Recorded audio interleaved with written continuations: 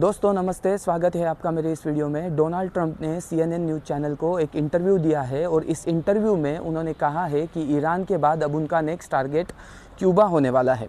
Cuba एक छोटा सा कैरेबियन कंट्री है। क्यों डोनाल्ड ट्रंप क्यूबा की सरकार को बदलना चाहते हैं, इसे समझने के लिए हमें क्यूबा का इतिहास समझना होगा। 1492 में क्रिस्टोफर कोलंबस ने क्यूबा को डिस्कवर किया था और उसके बाद से ही क्यूबा स्पेन की एक कॉलोनी हुआ करता था। यूएसए ने 2 बार स्पेन से क्यूबा को खरीदने की कोशिश की, लेकिन स्पेन ने कहा कि हम क्यूबा को समंदर में डूबता हुआ देखेंगे, लेकिन हम इसे यूएसए को नहीं बेचेंगे। उसके बाद 10 सालों तक क्यूबा के लोगों ने स्पेन से आज़ादी की लड़ाई लड़ी। इसे यूएसए ने इनडायरेक्टली सपोर्ट किया।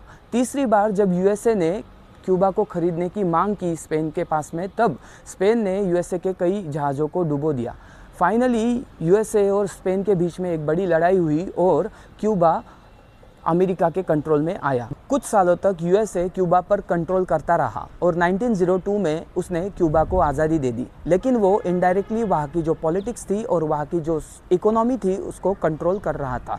दोनों देशों में संबंध अच्छे थे, लेकिन 1959 में क्यूबा में एक बड़ा रिवॉल्यूशन हुआ, जिसके बाद वहाँ पर एक कम्युनिस्ट सरकार आ गई जिसे लीड कर रहे थे फिडेल कास्ट्रो।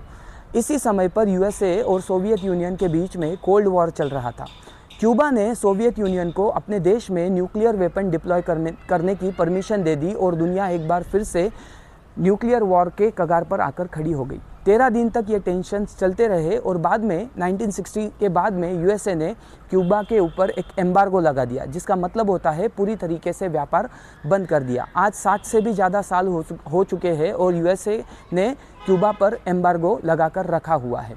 जनवरी 2026 में यूएसए ने वेनेजुएला के जो प्रेसिडेंट थे निकोलस मादुरो, इनके ऊपर नार्को टेररिज्म का आरोप लगाया और उनको उनके ही कैपिटल कैराकस से कैप्चर कर लिया और अब उनके खिलाफ यूएसए में मुकदमा चल रहा है। आने वाले कुछ दिनों में ट्रंप सरकार क्यूबा की जो कम्युनिस्ट सरकार है, इनके खिलाफ कोई बड़ा एक्शन ले सकते हैं। धन्यवाद।